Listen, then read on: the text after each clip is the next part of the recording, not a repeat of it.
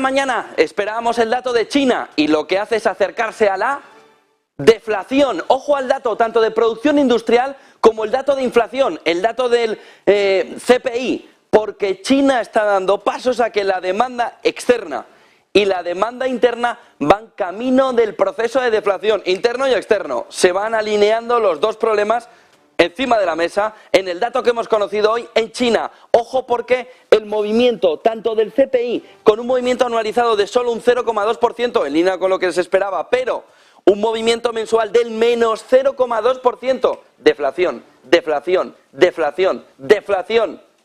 Sobre todo ahora que los bancos centrales la semana que viene están más perdidos que no hace falta que pongamos ejemplo. Menos 0,2, menos 0,1.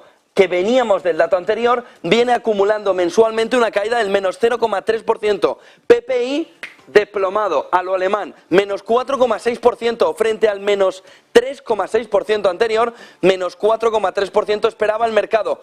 Producción industrial, precios industriales en China, menos 4,6%, lo que significa que aquí hay un movimiento en el que China, COVID, salida, no es inflacionario, es deflacionario ahora mismo, menos 4,6%, dato muy parecido al alemán, menos 0,2%, dato mensual de la inflación, demanda interna muy debilitada, va a tener que bajar más tipos de interés el Banco Central chino.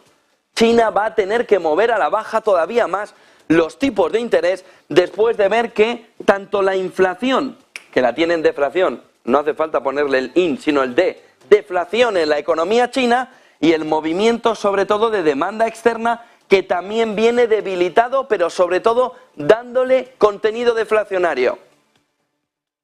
¿Dónde están los data? ¿Dónde están los iremos reunión a reunión mirando data a data? ¿Qué narices de data están mirando Lagarde y sobre todo Jerome Powell? Lo vamos a conocer miércoles y jueves de la semana que viene, pero ya hemos visto a Australia y Canadá subiendo tipos de interés contra pronóstico, marcándonos el camino que al final la Fed va a tener que tomar si hace caso a lo que otros bancos centrales van haciendo de manera anticipada. Fue Canadá el primero en iniciar la pausa, ya la ha roto. De tal manera que el data, ¿dónde está? Proceso de precios industriales deflacionarios, menos 4,6, dato muy parecido al alemán que conocimos la semana pasada, dato de inflación en China también en negativo por demanda interna, por lo que la fotografía general va profundizándose hacia una estanflación de caballo. Un movimiento en el que los bancos centrales siguen viendo en Occidente inflación elevada, recesión ya, incluso en Europa, menos 0,1, menos 0,1, lo conocimos en la revisión del dato de ayer, y Alemania ya no menos 0,1, menos 0,1, menos 0,5, menos 0,3, dándonos la fotografía de que el entorno estanflacionario ha llegado. Y eso significa que ya no hay un juego suma cero. Sigo atacando los tipos de interés, me cargo la estabilidad económica, me marcho hacia la estabilidad económica, vuelve a subir la inflación. Está ahora mismo Christine Lagarde y sobre todo Jerome Powell ante el peor de los problemas para un banco central en los últimos 50 años. Tenemos que irnos a 1979, en la segunda crisis del petróleo, cuando se empezó a conformar una fotografía parecida. Luchar contra la inflación estaba generando un entorno estanflacionario. En Estados Unidos, la novedad en las últimas horas enfoca hacia Mar-a-Lago, donde Donald Trump ha sido acusado otra vez, en este caso, por los papeles clasificados que tenía en su vivienda de Mar-a-Lago. Ha sido en las últimas horas, es la tercera acusación que recibe Donald Trump, pero en esta hay que poner la comparación encima de la mesa. Va a ser Biden también acusado de tener en el chaletito este que tiene al lado del Cadillac los documentos confidenciales que también posee de la época Obama Biden. ¿O es un ataque frontal solo contra Donald Trump? Porque los documentos clasificados los tienen los dos y alguno más. De tal manera que Estados Unidos está otra vez, la fragmentación política a estas horas, están durmiendo durante las últimas horas, volviendo a retomar fuerza alrededor de si la justicia está yendo de parte que ha dicho Biden que no tiene nada que ver, solo faltaría que dijera que sí que tiene que ver, ha dicho Biden en las últimas horas que no tiene nada que ver con la acusación de los papeles, porque a la pregunta de, oiga, ¿teme que le vayan también a acusar? ¿Qué nos podemos encontrar? Con una carrera sin carrera. Es decir, si al final los dos principales candidatos, republicano y demócrata, tienen un problema de documentos clasificados en el que los dos, porque uno ya lo tenemos, acaban acusados, lo normal es que los dos acaben acusados, porque los dos tienen documentos clasificados en una vivienda, Mar-a-Lago en el caso de Donald Trump, en el caso de Joe Biden al lado de aquel Cadillac en el garaje que tiene, pues por otro lado, que no es precisamente Washington, ojo, porque la fotografía nos puede llevar a un DeSantis Kamala Harris, de tal manera que cambiará totalmente la fotografía si esto se extiende al propio presidente de los Estados Unidos, que también tiene documentos clasificados en un garaje al lado de uno de sus coches en propiedad. El otro punto del día, y luego entramos en la fotografía económica, que se va deteriorando de una manera muy acelerada. Ayer ya vimos como la teoría de el empleo no se estropea. Perdón. Paren las máquinas. El empleo ya ayer vimos que semanalmente está deteriorándose y de una manera importante. Vamos a entrar enseguida. Pero fíjense en esto. Ley que acaba de aprobar el Senado en Francia.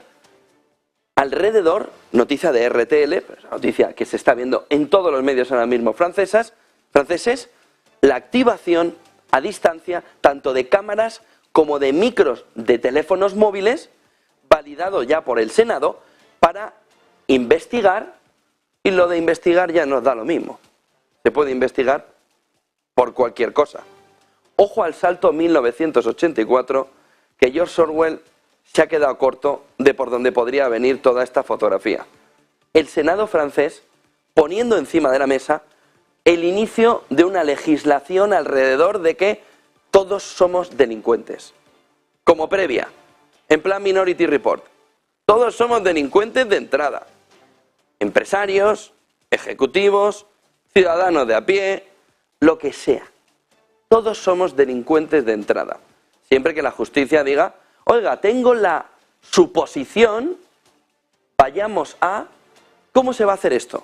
Se va a hacer directamente con las telcos. Es decir, el ministerio que ejecute, que pida al tribunal que corresponda la investigación de un hecho predelictivo, irá directamente a la telco para que le abra tanto cámaras o micrófonos. Dejen de poner el micrófono al lado de la cama por si no quieren llevarse algún susto, y lo mismo en la ducha, porque la fotografía empieza a empeorarse de una manera muy agresiva. Van a poder activar tu cámara, activar el sonido de tu teléfono móvil para poder entonces ya investigar. Lo de investigar el qué empieza a dar igual. Hay tantos el qué es que da lo mismo. Lo importante es el cambio legislativo que Francia empieza a poner encima de la mesa. Ahora encontraremos a muchos que querrán ser los más progresistas, intentando ser el más progresista, poniendo esta ley encima de la mesa con una sola cuestión, con un solo propósito: el buscar la mayor seguridad para el conjunto de la ciudadanía. Vamos, 1984, George Orwell, puesto en 2023 para todos los ciudadanos franceses, para que lo gocen, para que lo disfruten, para que lo relean. En una fotografía en la que se acabaron los derechos fundamentales asociados a la libertad. Acaba de ganar en Francia la seguridad de manera aplastante la final de la Champions. La acaba de ganar, se acabó. El punto fundamental, si esto es un tsunami que solo ha hecho que empezar, que es lo que parece, y que de Francia va a ir pasándolo por encima todo, como una ola, como un tsunami, viene a cargarse todo concepto mínimo de libertad para poner encima de la mesa que la seguridad, y sobre todo lo hacemos por tu bien. Investigamos a tu vecino porque en el fondo lo hacemos por tu bien, pero no te preocupes, hasta que te llega a ti. Ojo con la fotografía francesa, que es no preocupante. El siguiente escenario: ya no hace falta ir a Marruecos a comprar Pegasus. Ya lo tienes encima de la mesa. No hace falta ir a Marruecos a comprar Pegasus. Ya lo puedes ejecutar directamente si te traes la ley francesa a donde quieras. Progresistas son, avanzados, avanzados, pero avanzados para el desastre. De tal manera que, ojo a la fotografía, desde el punto de vista empresarial, desde el punto de vista, sobre todo, ciudadano, en la pérdida absoluta de libertades, en la que caminamos de una manera ya no acelerada, sino como Fernando Alonso, pero el primero de la carrera. 5 claves del día, en un momento en el que estamos a punto de prender la mecha. ¿Por dónde? Por aquí. Banco Central Europeo, comunicado, hablando alrededor, statement, alrededor de cómo Japón está ahora mismo a punto de prender la mecha de la crisis de deuda. Banco Central Europeo. Banco Central Europeo, no Rubini, Banco Central Europeo, no Ray Dalio, Banco Central Europeo. Diciendo que hay que alertar a que los inversores japoneses podrían iniciar las ventas si el Banco Central de Japón, y ahora entendemos la reunión del Banco Central de Japón con Janet Yellen, si el Banco Central de Japón sube los tipos de interés. ¿Por qué? Porque los japoneses tienen un porcentaje muy importante de la deuda de todo el mundo. De tal manera que tienen una especie de monopolio. Han comprado aquí 2 hoteles, aquí 3 casitas, en la calle no sé cuánto. Tienen una especie de monopolio de la deuda. Pero son muy de deuda local. Lo que pasa es que a los tipos actuales, los tipos de las últimas décadas, no. ¿Qué dice el Banco Central Europeo? Si el inversor japonés, el local, vende para comprar porque considera mejor me vuelvo a mi deuda local, porque además son de deuda local, ellos están fuera por obligación del tipo de interés interno, acaba de empezar la crisis de todas las crisis. Por lo que ahora se entiende por qué Janet Yellen lleva meses y meses y meses, desde finales del año pasado, reuniéndose con el Banco Central de Japón, todo el mercado entendiendo que iban a intervenir, y ella decía, no, no vamos a intervenir. Y el mercado decía, pero ¿cómo no vais a intervenir? Entonces, ¿para qué os reunís?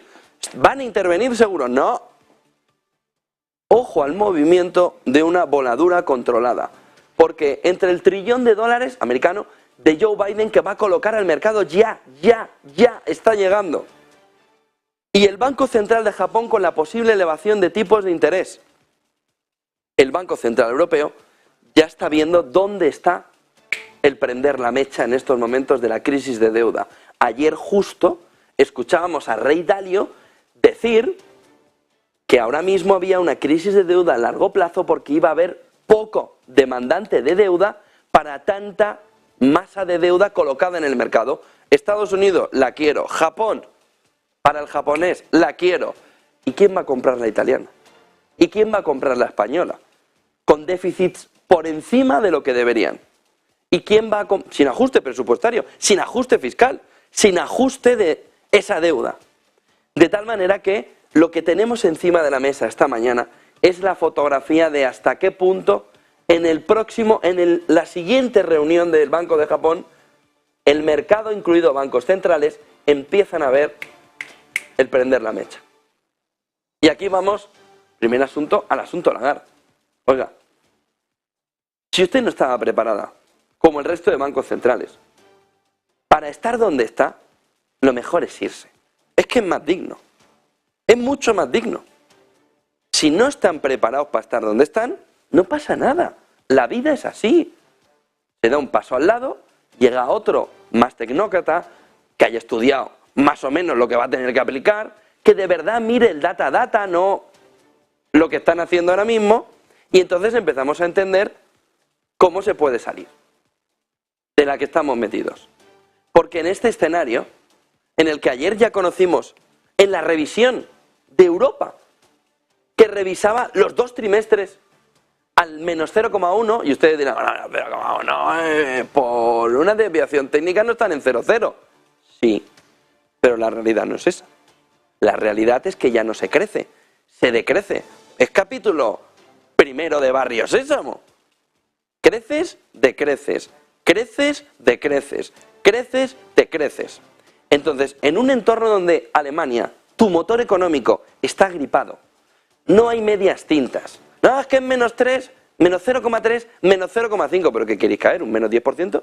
Menos 0,3, menos 0,5, los precios industriales desplomados, la demanda interna que no quiere ni salir de casa para no gastar, y si está en casa y hace frío, entonces se va a la calle con un abrigo. Es decir, la situación no es fácil. cadenas de suministro que cuando el Banco Central Europeo nos decía, no, pero no os preocupéis por las cadenas de suministro. No hay PlayStation. Durante 1 año y medio no hubo, pero no había problema inflacionario. ¡Pum! Inflación. Cadenas de suministro totalmente expandidas ahora mismo, no hay problema. No es que estén relajadas, es que no tienen ni cosquillas cuando les tocas. Entonces, cadenas de suministro completamente relajadas, marcando deflación, como China. Esta mañana. Ya no es, no, marcando deflación, como China esta mañana. Marcando deflación como los precios industriales en Alemania la semana pasada.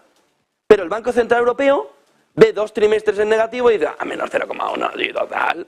La OCDE nos ha dicho que vamos a crecer un 1 en 2023. ¿O no? Menos 0,1. 2 trimestres seguidos. Masa monetaria marcando no deflación, sino el 5.º piso más para abajo.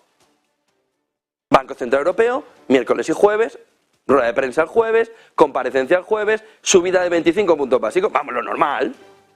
Lo normal. Es lo más lógico. M2, masa monetaria desplomada. Empleo, ay, ay, ay. Ay, ay, ay. Te mantienes por la situación demográfica. Pero empleo, generándote ya caída de la productividad. Trimestres, 2 en negativo. Recesión técnica. La recesión técnica ha pasado de ser, pues, bueno, no pasa nada. Nos gustan las recesiones técnicas ahora. Y Lagarde, que tendrá la voluntad, por no decir otra cosa, el jueves de decirnos que va a mirar el data. ¿Qué data? ¿Qué data? La inflación subyacente. Vale, pero no era culpa de Putin. ¿En qué estamos? Primero, no había inflación. De repente tienes la inflación hasta el cielo. Desbocada. Entonces la culpa es de Putin. Ya no hay inflación energética, es decir, la inflación normal, no la subyacente, se te está desplomando. Pero entonces te queda la subyacente. Ya no es Putin, porque Putin no sube sueldos, por ahora, en Europa. Que Sánchez suba un 433 con los sindicatos y la patronal no es culpa de Putin. Por lo que, si ahora mismo el movimiento que tenemos es un movimiento claro de recesión y inflacionariamente vemos un contenido, sobre todo de precios, que viene cayendo sobre todo por la energía, ¿qué queda? Política fiscal. Oiga, pero ¿no se están dando cuenta que el problema ahora mismo fundamentalmente está en los gobiernos gastones, que son los que les han puesto en el puesto a ellos? Y que entonces el data está en ver cómo se puede contrarrestar desde la política monetaria los errores de política fiscal. Oiga, el mensaje del jueves que viene no puede ser contra los ciudadanos, política monetaria. No puede ser contra el hipotecado, no puede ser contra los ciudadanos. Tiene que ser contra el derrochador, del gobernante europeo, que sigue gastando a expuertas, que sigue empujando la inflación hacia arriba, en un contexto inflacionario, según el Banco Central Europeo. Pero fuera de esa fotografía, oiga, 2 trimestres ya en recesión, vamos a ver el data que nos dice el jueves que viene, masa monetaria marcando deflación, pues vamos a ver qué nos dice el jueves, subida de tipo de interés, 1 más 1, 87, pero será 86 más 1, o 1 más 80, no, 1 más 1, 87, volvemos a 1984, y todo el mundo, sí, tiene toda razón, pero ¿qué razón? Si se nos está yendo esto al garete, por no decir otra cosa, si se está yendo a freír espárragos todo, por culpa de volver a llegar tarde a la hora de mirar el famoso data que se lo podrían guardar, porque para lo que miran. ¿Y la estabilidad económica en Europa? ¿Dónde está la estabilidad económica en Europa ahora mismo? Porque luego diremos, estamos en formato Venezuela. Sí, pero no por los gobernantes solo. También por los demás, ¿eh? En lugar de llevar una política monetaria como Dios manda e independiente de Estados Unidos, del servil, de esa situación servil, que ahora está esperando a llegar a Jackson Hole, que ya queda muy poquito, quedan 2 meses, y entonces ahí que le cuenten la cartilla, que le venga, vamos a ver, ahora hay que hacer esto. Ya no, que Europa no está en las mismas condiciones, que la recesión aquí ya ha llegado. Y viendo cómo revisan, vamos a ver si no es peor. Pues que viene, tienes a Europa en Barrena y a la presidenta del Banco Central Europeo subiendo los tipos de interés. ¿Por qué? Miren, está así. Espera, que estoy mirando el data. Ay, qué bonito, qué bonito. Estoy mirando el data. Ay, qué bonito, qué bonito. Pero no te puedes quitar las manos de los ojos. Te puedes poner a empezar a mirar de verdad el data. ¿Podemos empezar a mirar la situación de verdad? ¿Que el guantazo va a ser mayor todavía? Mercado laboral. Esto era lo que resistía la recesión. No, es que seguimos en pleno empleo. Seguimos en pleno empleo. Ayer, mercado laboral, las empresas en Estados Unidos han anunciado más despidos en 2023, llevamos 6 meses, no llegan, que en todo 2022. Datos semanales de desempleo. Ahora sí, al alza. De tal manera que, bueno, data, ¿no? Data. Vas a acabar al final como el Cholo, tercero en la clasificación, tanto data. Data, fuera en la Champions. ¡Hala! Data. Si quieres coger de verdad el data, Fed por tu lado, oiga, que ahora ya va teniendo efecto y esto va con 6 meses de retardo. De tal manera, ¿cuál es el efecto? ¿Hacia dónde se va la tasa de desempleo? ¿Al entorno del 4,5%, del 5%? Vamos a traducirlo en puestos de trabajo. Entre 1 y 1,5 millones. Bueno, pónganlo encima de la mesa. Oiga, lo que queremos es destruir 1 millón, 1,5 millones de puestos de trabajo. Bueno, a Biden le va a sentar, va a estar dando saltos de alegría. ¿Cuándo? En los próximos 6 meses. Ah, justo antes de elecciones. Muy bien, Powell. Para Biden, claro. Apple. Era de esperar. Iba a vender 1 millón de gafas, luego 300.000, las ha presentado y rebaja la previsión de las gafas de $3.499, momento de recesión, a 150.000. Pero todos los analistas dicen, bueno, es que si no lo ha conseguido Apple, ¿quién lo va a conseguir? ¿Nadie? Igual es que es una tontería para Apple, para Meta y para el que lo plantee. Iba a vender 1 millón, luego, bueno, 300. Y ahora vamos por 150.000. Y al paso que vamos, lo va a tener Tim Cook, un par de familiares de Tim Cook, las que van a regalar a 20 trabajadores de Apple y 4 que se han despistado. ¿Qué te regalo en el aniversario? Pues un anillito con diamantes. Uy, perdón, que te he traído unas gafas de Apple. Pues van a disfrutar. Pero fotografía, 150.000. Vamos a ver cómo refleja el mercado.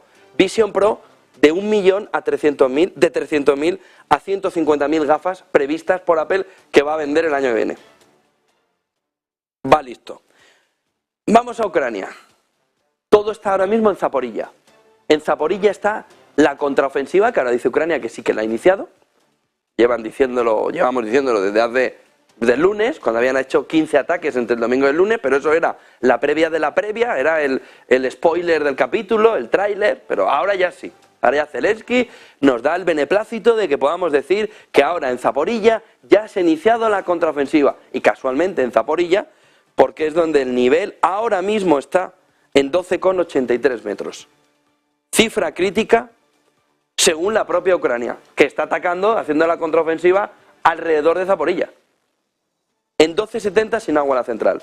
Pero esta mañana acaba de decir tanto Ucrania como Rusia que siguen bombeando agua para que siga estando fría la central nuclear de Zaporilla. Con todos alrededor lanzándose de todo. Donde han avistado, no ovnis, sino Leopard. Donde ya han avistado y ya ha reconocido Ucrania que en la contraofensiva, en la parte de Zaporilla, ya hay Leopards. Ya están los tanques occidentales. Pero ojo a la fotografía, que mientras la contraofensiva avanza y avanza en Zaporilla, estamos al borde del desastre. 12,83 metros, en 12,70 nos habían dicho que no hay agua. Que no hay ya más opción de sacar agua del embalse para llevarla a la central. Vamos a ver si al final son 12,70 o prefieren dejarlo vacío con tal de que la central todavía esté fría.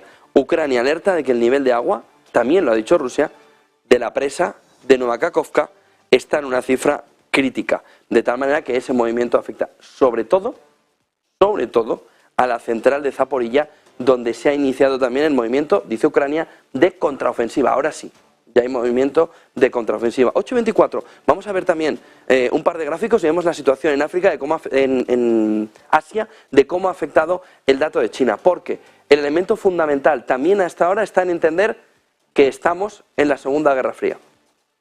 Después de conocer que el nuevo Vaya Cochinos, el nuevo movimiento que Rusia, la URSS, hizo en su momento con Cuba, lo acaba de hacer de manera tecnológica, ¿quién? China, que ha movido, según Wall Street Journal, al mundo a 1962, con una instalación de espionaje electrónico en Cuba, donde Pekín va a pagar varios miles de millones de dólares por la instalación de ese centro de hackeo masivo.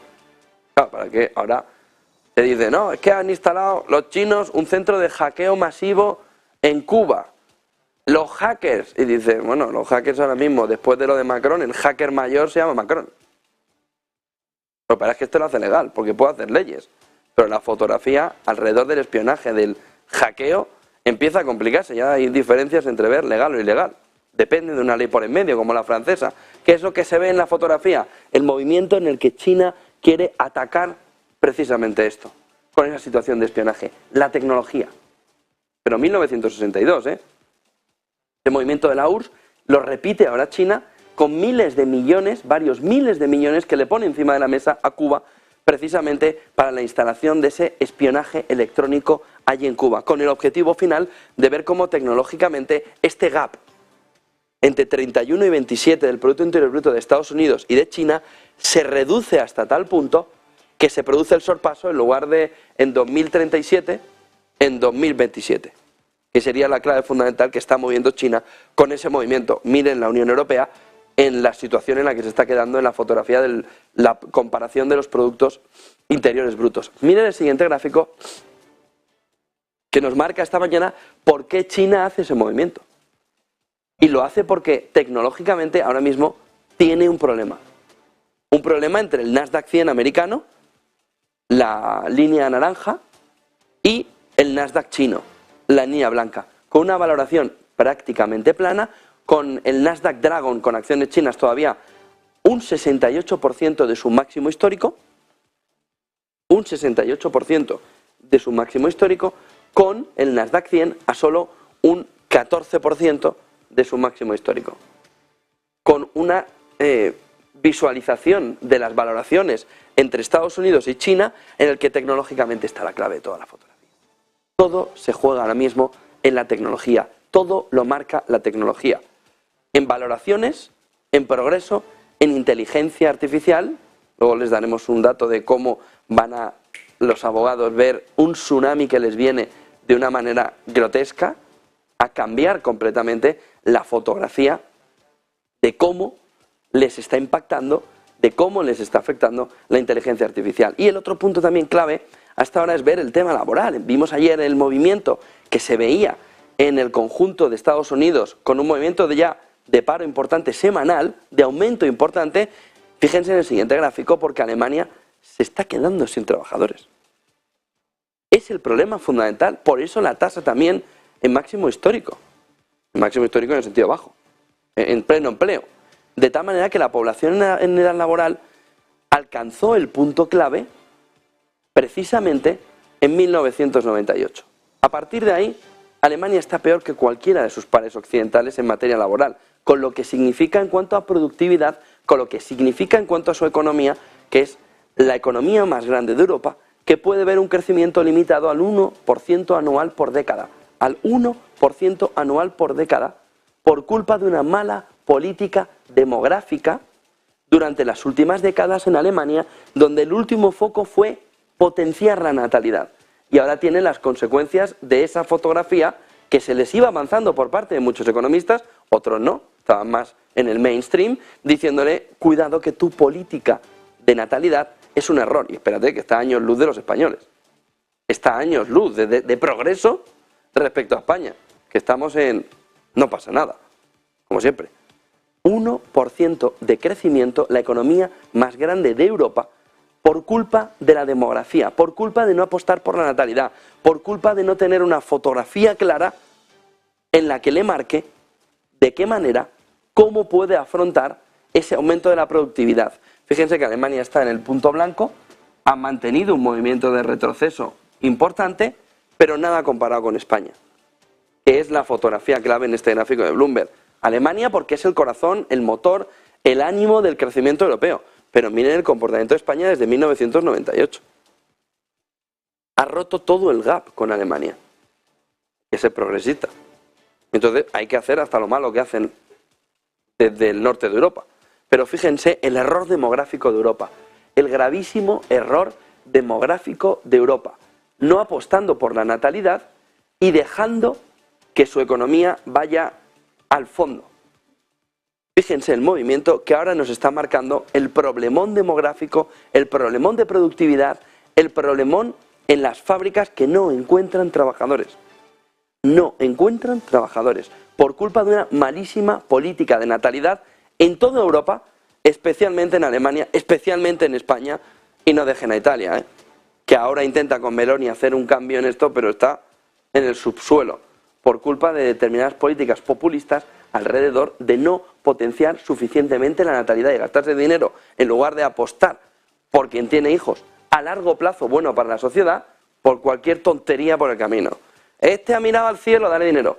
Este quiere ver una peli, dale dinero. Este quiere hacer una peli que no va a ver nadie, dale dinero, pobrecito chico.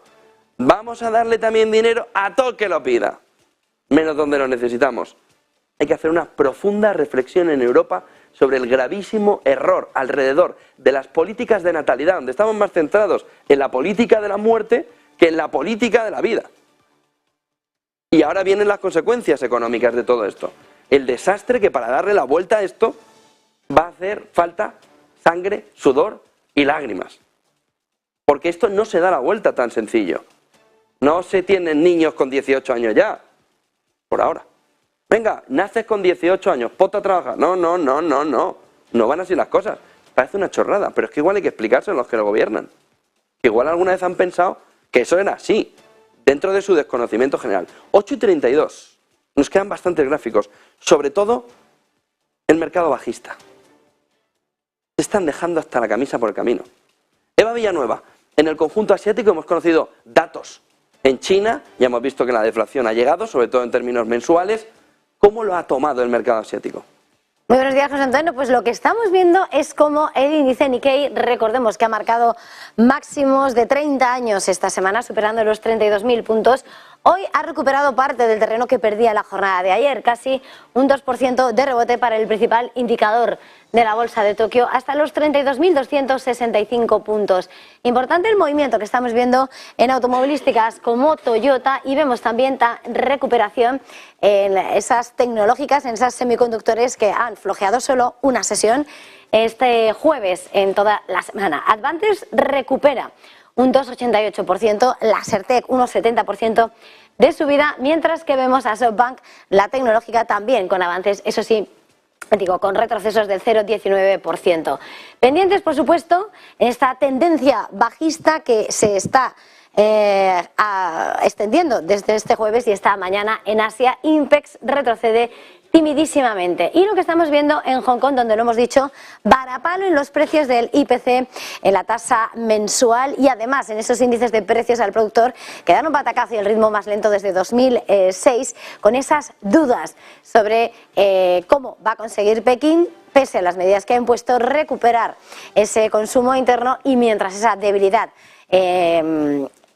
internacional que no aviva las exportaciones de China están penalizando a su economía. Hansen de Hong Kong aún así avanza un 0,69% y vemos el tecnológico subir aún con más fuerza, 1% de subida. Nombres propios, protagonistas, pues mirando a lo que están siendo algunos de los titulares en semiconductores. Hoy vemos retroceso en Huajón, que cae el 1,5%. También vemos SMCI, sin embargo, plano, con dudas, con caídas. Y vemos, mirando a los sectores protagonistas, a China Mobile, disparado el 3%, Y dentro del sector inmobiliario, hoy retrocesos unos 73%. Entre las tecnológicas, Baidu 2% de subida, Alibaba 1% de recuperación, mientras que vemos a Tencent también con ese 1,5% de rebote. Shanghái, por su parte, suma, aunque de forma mucho más moderada, un 0,34%, mientras vemos subidas mínimas en los futuros del DAX y plano los futuros del IBEX. Gracias, Eva Villanueva. La clave fundamental del día está en que todo está cayendo como fruta madura. Se ha esperado, pero ya está Europa en recesión técnica, Alemania, bueno, recesión, pero con todos los dientes puestos en el suelo. Ya tenemos una fotografía de empleo también en Estados Unidos que nos está marcando que ya se destruye empleo, pero la fotografía no quiere ser vista por parte de los bancos centrales. De tal manera que el entorno está inflacionario, alta inflación, estancamiento económico, puede empeorar todavía más por la ceguera de los bancos centrales, que luego se reunirán en agosto con todo el daño hecho y nos plantearán una cuestión diferente, probablemente, que la recesión es un poquito más de lo que esperaban, al igual que esperaban una inflación pasajera, y tienen ahora mismo un monstruo de la inflación que es 800 veces más grande de lo que esperaban. El monstruito enfrente de ellos. Y por el camino, los bajistas, que no han contado precisamente con que los bancos centrales van a seguir, y el inversor va a seguir fuera. De tal manera que toda la parte corporate en flujos está manteniendo el mercado arriba en valoraciones. Fíjense este gráfico, porque nos marca que los bajistas están cerquita de decir, se acabó la fotografía. Datos de FactSet que nos está marcando, de OPHIR, que nos está marcando el camino en el que ya vemos el comportamiento en 2023, marcándonos el carpetazo definitivo al movimiento que estamos viviendo. El mercado bajista está cerquita de dar carpetazo a esta fotografía, en el que ya han perdido 18.000 millones por el camino y están a punto de perder la camisa y todo por el camino. Pero ojo, porque está a punto de la capitulación de los bajistas en un entorno en el que insisten que el mercado tiene que irse abajo un 15 o un 20%. Hasta que no se asuma la recesión, y veremos cómo se suma, todo parece indicar que han apostado erróneamente y están perdiendo hasta la camisa por el camino. Van 18.000 millones y no van a ser los últimos que se jueguen. Miren el siguiente gráfico, porque hay que enseñárselo a Lagarde y ponérselo bien puesto, el siguiente gráfico, alrededor de la recesión técnica. Vamos a ver si podemos ver el siguiente gráfico. Nos está marcando menos 0,1, menos 0,1. Y ahora se puede poner aquí toda la demagogia posible diciendo no pasa nada, es un menos 0,1, benditas recesiones de menos 0,1, tampoco es para tanto, si en el fondo fíjense, se recuperó muy bien de los tiempos del coronavirus y... Vale, sí. Cifras del último trimestre, que también se revisaron para mostrar una caída del menos 0,1, primer trimestre del 23, gasto en hogares menos 0,3, frente al menos 1 del cuarto trimestre. Es decir, llevamos una caída acumulada importante y la demanda interna ahora en el segundo trimestre da más fuerzas, lo vamos a ver con Ángel Talavera enseguida, da más muestras de estar debilitándose o de estar viendo en el entorno, cuidado con lo que está sucediendo, y de tener menos capacidad de ahorro mensual, es decir, de estar tirando de tarjeta de crédito.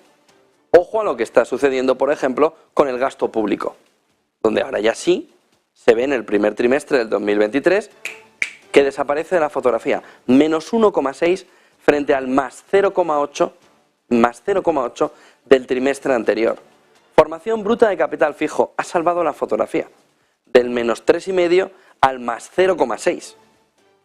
Es que la fotografía es esta, pero el fondo de la fotografía es como ese coste de financiación ya esté golpeando de una manera agresiva las cuentas de las empresas, la formación bruta de capital fijo, como ya está sucediendo en Estados Unidos, va a volver a estar en términos negativos como el trimestre anterior, que fue menos 3,5.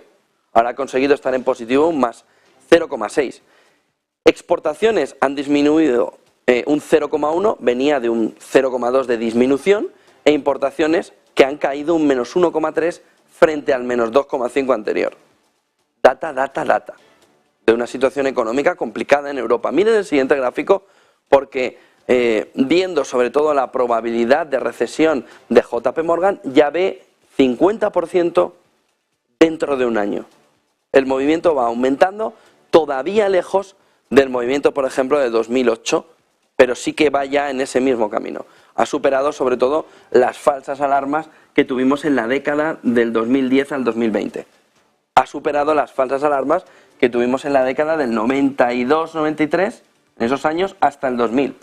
Ha superado las alarmas en un nivel ya de probabilidad de recesión que es elevado, sobre todo viendo cómo está invertida la curva de tipos. Miren el siguiente gráfico porque las intenciones de gasto próximos 6 meses, en comparación con el gasto actual, abril de 2023, nos marca que el gasto discrecional definitivamente se está viendo afectado y probablemente esta tendencia va a continuar por tiempo, de tal manera que lo que tenemos en la fotografía es que el gasto discrecional nos está marcando un deterioro muy importante en la fotografía que en este trimestre ha conseguido mantener un más 0,6. Pero hay que ver si lo consiguen en el siguiente. Miren el siguiente gráfico porque las empresas tecnológicas, sobre todo de megacapitalización, han reportado un 12% de aumento de EPS, ya elevado. Pero el resto del índice, en beneficio por acción, ha agregado un 3% solo. 12% las 7 magníficas, 3% el resto. Ganancias sobre todo de el S&P 500 mucho más altas que la ganancia de toda la economía. Beneficios del S&P 500 mucho más altos que toda la economía. Muy por encima de la media.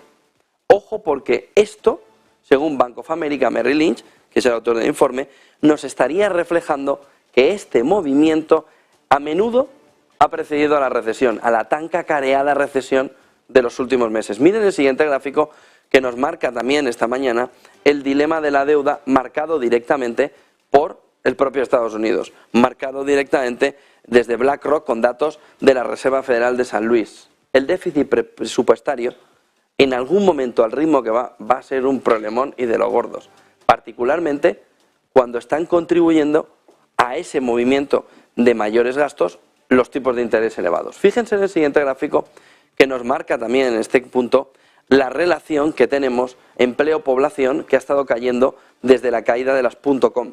Aquí se recuperó un poco de la salida de la crisis, se recuperó mucho de los tiempos de coronavirus, pero hay que centrarnos que la caída de la población es el elemento fundamental en el capítulo de la tasa de paro que estamos viendo y cómo está reflejándonos que no participan suficientes personas en el mercado laboral por una política demográfica errónea que ahora empieza a enseñar sus primeras consecuencias, que no las últimas.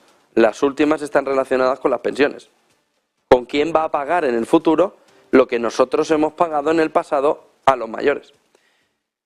Fíjense porque tenemos Europa, en el siguiente gráfico, confirmando la recesión y Estados Unidos cambiando la tendencia del paro semanal. Este es el gráfico de la FED, que nos marca precisamente cómo hay un cambio importante semanal en el empleo que ahora sí parece que la FED ha conseguido dañar, golpear, hacer daño al mercado laboral. Fíjense en el siguiente gráfico porque nos marca ese repunte. Vamos a ver el siguiente gráfico aquí. Ese repunte que tenemos ya en el que nos estamos marchando prácticamente, bueno, sin prácticamente, al inicio de 2021, donde ya se empieza a ver un movimiento de romper, de hacer daño al mercado laboral. Fíjense en el siguiente gráfico porque en España, en Europa, perdón, parece que hay mayores riesgos de oleada de segunda ronda inflacionaria. Tenemos a Estados Unidos que sí ha conseguido contener en esa comparación inflación, salarios, en esa segunda ronda inflacionaria, la inflación que viene por la vía salarial. Europa no solo no lo ha conseguido, sino que se está metiendo en un problemón importante alrededor de cómo el Banco Central Europeo, que tiene una fotografía ahora mismo complicada de ver, tiene aquí una de las claves fundamentales. No solo el gasto fiscal, no solo la política fiscal en algunos países haciendo contrapeso a la política monetaria, sino viendo cómo la segunda derivada inflacionaria viene sobre todo en Europa. Fíjense en el siguiente gráfico que nos marca también hoy en la portada de The Economist el movimiento de contraofensiva, ahora ya sí oficial, el movimiento de contraofensiva de Ucrania con ese gesto de Joe Biden en la rueda de prensa que vivimos al inicio de la semana en el despacho Oval cuando le preguntaban a gritos los periodistas alrededor de cómo iba a ir la contraofensiva. Ese cruce de dedos, ese cross fingers que vuelve a ponerse encima de la mesa por parte de la portada de The Economist esta mañana, en ese también enfoque hacia Star Wars alrededor de Ukraine Strikes Back. Fíjense en el siguiente gráfico, porque ahora sí empieza un mensaje extraño en toda la fotografía, porque no es Fox, sino CNN, la que pone encima de la mesa que las fuerzas ucranianas han tenido ya las primeras pérdidas importantes al intentar asaltar las líneas rusas en esa contraofensiva y la resistencia rusa.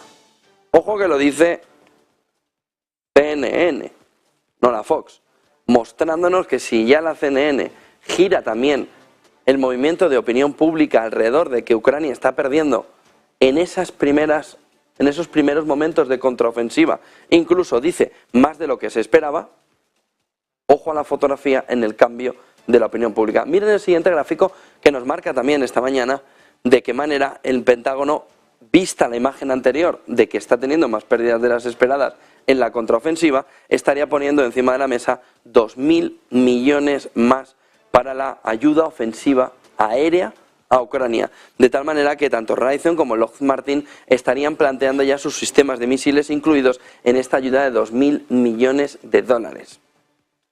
Dato del día, cifra del día, esta. El 44%, es el 44% la proporción de tareas legales que podría realizar la inteligencia artificial, según Goldman Sachs, en un informe que está poniendo en los pelos de punta al conjunto del sector, de los abogados, legal. Una vez que se ve cómo la inteligencia artificial va a golpear a cuello blanco, a sin cuello, a cuello azul y a todo el que pinte por en medio. 44% la proporción de tareas legales que podría realizar la inteligencia artificial en el mundo legal sin la actividad humana, según Goldman Sachs, como cifra del día clave de que esta inteligencia artificial que se está disparando en el mercado viene a cambiarlo todo. Cuellos azules, cuellos blancos y todo lo que pille por el camino. 8:46 de la mañana, Ángel Talavera, muy buenos días. Buenos días. Tenemos dato de China de esta misma noche, marcándonos ya camino de deflación, menos 0,1, menos 0,2 mensual, venía de un movimiento de en torno al menos 0,1, nos está marcando, eso sí, que no solo es un tema de crecimiento, que tenemos sobre todo una demanda externa para China, es decir, para Occidente, muy debilitada, ¿no? Sí, de hecho creo que uno de los temas que, por ejemplo, nosotros hemos estado hablando en los últimos meses es que creíamos que la idea de que la reapertura en China quizá iba a tener menos impacto para la economía mundial de lo que se pensaba, ¿no? En el pasado hemos tenido muchos episodios donde China siempre acudía al rescate de la economía mundial como un demandante de último recurso, por decirlo de alguna manera, pero las características de esta reapertura y sobre todo que es mucho más centrada en el sector servicios y doméstico, creo que hace que para la economía mundial esta vez China pues vaya a ser quizá menos importante como para ser el que va a venir a salvar el partido. ¿Nos estaría reflejando también la fotografía en Occidente, Ángel? Es decir, la demanda interna, la petición sobre todo de más productos fuera, entre ellos otros a China, ¿nos estaría marcando también que el proceso de recesión va a ser más largo de lo que se esperaba? Bueno, yo creo que para Europa sí tenemos señales, creo, bastante claras de que la economía está bastante débil. Esto lo vimos ayer en los datos revisados del PIB. Tenemos una economía europea estancada básicamente en los últimos 6 meses y los datos de demanda doméstica, como comentas, son bastante flojos. Por lo tanto, sí, yo creo que para Europa sí sería la fotografía más o menos como la veo yo, es que, digamos, para lo que serían los próximos trimestres, sí, por ahora vemos bastantes señales de debilidad. Data, nos va a decir Lagarde el próximo jueves. ¿Qué data debería mirar, Ángel, el Banco Central Europeo? Porque masa monetaria desplomada, situación del empleo que tiene pinta que ayer ya en Estados Unidos empezó a cambiar y todo parece indicar que en Europa también cambiará en breve, y en ese escenario más subidas de tipos de interés. Pues el dato puede ser el que ellos quieran, la verdad. O sea, formalmente el Banco Central Europeo tiene un target de inflación, que es la inflación, el dato completo. Esa inflación está ahora ya cayendo, ya viene desde un 10 o un 11%, hasta un 6%. Cuando empezó a caer la inflación, se dio que el Banco Central Europeo sobre todo más centrado en la inflación subyacente, que es una medida que quizá da una idea más precisa de lo que sería la inflación más estructural quizá, pero también estamos escuchando cada vez más, por ejemplo, de que están viendo el dato de salarios. Entonces, digamos que no hay un número concreto. Ahora mismo creo que el dato de inflación subyacente es el que por ahora determina sobre todo las decisiones de tipos a corto plazo. Empieza a caer ya en el último dato que vimos, y si sigue cayendo de manera sostenida, entonces lo que creo que veremos es que de aquí a pues, quizá en julio posiblemente, quizá ya haya una pausa. Pero la verdad es que leer lo que el Banco Central Europeo está ahora mirando, qué dato está considerando más importante que otros, ha convertido en un reto para todos. Desde Oxford Economics, ¿veis entorno estanflacionario ahora mismo, sobre todo en Europa? No diría que está inflacionario, porque nuestra visión es de que la inflación va a seguir cayendo hacia el año que viene. Por lo tanto, para ser estanflacionario tendríamos que tener un estado permanente o largo de inflación muy alta y de estancamiento económico. Ahora mismo, si miramos la fotografía de hoy en día, ahora mismo podríamos decir que es estanflacionario en el sentido de que tenemos una economía parada y una inflación todavía alta, pero generalmente eso requeriría un periodo más persistente. Nosotros pensamos que para el año que viene la inflación va a caer bastante fuerte. Hay elementos, sobre todo en la parte energética y de comida, donde la inflación probablemente por los propios efectos base vayan a caer, salvo que tengamos obviamente nuevos shocks externos, ¿no? Tenemos ahora, por ejemplo, pues, la situación en Ucrania otra vez con la de la voladura de la presa. No sabemos si esto puede realmente producir otra vez un nuevo ciclo de precios más altos en productos alimentarios. Es muy difícil, obviamente, o imposible anticipar ese tipo de factores, pero si no ocurría nada extraordinario, nosotros pensamos que la inflación el año que viene va a ser bastante más baja. Dice el Banco Central Europeo que está preocupado por el inversor en renta fija japonés por el movimiento de subida de tipos en Japón, que pueda llevarse una parte importante de la deuda que Japón, en modelo Monopoly, tiene repartida por todo el mundo su inversor, y por tanto generar el movimiento de prender la mecha en el entorno de la crisis de deuda. ¿Estáis preocupados por lo que también Ray Dalio dijo en la jornada antes de ayer, apuntando a que estamos quizá en un movimiento de entrada en una crisis de deuda de largo plazo? La verdad, no venía preparado quizá con un modelo mental de lo que pueden suponer las implicaciones de los movimientos de deuda japonesa para nosotros, pero quizá a tu respuesta o a tu pregunta, la verdad, no puedo decir que tengamos ahora mismo una idea de que tengamos una crisis de deuda soberana inminente, o que sea algo que pensamos que puede ser probable. Obviamente son posibles escenarios. Japón obviamente es un mercado de deuda extraordinario, tanto en volumen como en sus dinámicas muy particulares, y creo que todos los inversores lo tienen siempre en el radar como algo que potencialmente puede causar ciertas turbulencias bastante grandes al resto del mercado de deuda del mundo. Pero más allá de eso, la verdad, no puedo decir que tengamos una visión muy negativa o muy concreta de que esto va a ser ahora mismo un problema serio para Europa. Quizá tenemos otros problemas en los mercados de deuda o otros riesgos, por decirlo de otra manera, pero no necesariamente ahora mismo a corto plazo. Cuestión, Ángel. Movimiento al alza de tipos en Australia, en Canadá. ¿Os han sorprendido? ¿Creéis que puede ser preludio de que esa ruptura de la pausa va a llegar sí o sí en este 2023? Pues no diría tanto sorprendido. Quizá ahora ya todos estamos un poco preparados para quizá esperar que la volatilidad en los datos de inflación es algo que podemos, creo, dar casi por segura, y creo que ya muy poca gente tiene mucha confianza de que la inflación va a caer de manera perfectamente predecible, y creo que vamos a seguir viendo estos movimientos. No creo que sea necesariamente extrapolable para todas las otras regiones, no creo que esto signifique con certidumbre de que Europa va a hacer lo mismo, pero sí que puede pasar. En Estados Unidos ya se habla del pausar los tipos, pero quizás los suben después. Obviamente los datos se mueven de manera bastante volátil. Si en un mes o dos tenemos datos de salarios que son más altos de lo esperado, o inflación subyacente no cae, podríamos volver a ver subidas. E incluso dentro de los propios bancos centrales es obvio que hay unas grandes discrepancias entre la parte, los halcones que realmente creen que esto sería necesario, y los que creen que ya hemos subido más que suficiente y que de hecho deberíamos ya empezar a pausar ahora y ver un poco el impacto de la política monetaria en la economía. Una segunda última pregunta, perdón, Ángel. Entonces, China, fotografía después del dato de hoy, ¿cómo la veis desde Oxford Economics? ¿Veis un movimiento de recuperación hasta el 5,4 como se esperaba, o pensáis que habrá revisiones a la baja si continúa así la economía china? Nosotros hemos hemos sido relativamente cautos o quizás relativamente pesimistas en lo que serían los datos de crecimiento para China. Ahora mismo de memoria no recuerdo nuestra predicción, pero estoy bastante seguro que está por debajo de ese 5,4. Por lo tanto, diría que solamente nuestra cautela por ahora creo que está siendo bastante confirmada por los datos. Tenemos que esperar que China vaya a crecer mucho más. Ahora no parece que los datos lo estén confirmando. Y en ese sentido estamos bastante cómodos con una visión de que China va a ser un crecimiento quizás relativamente débil con respecto a lo que serían las expectativas hace unos meses o a lo que serían patrones históricos de la economía china. Ángel Talavera, Oxford Economics, buen día y buen negocio. Muchísimas gracias por conectarte con nosotros en Negocios. Gracias a vosotros igualmente. 8:54 de la mañana, titulares del día.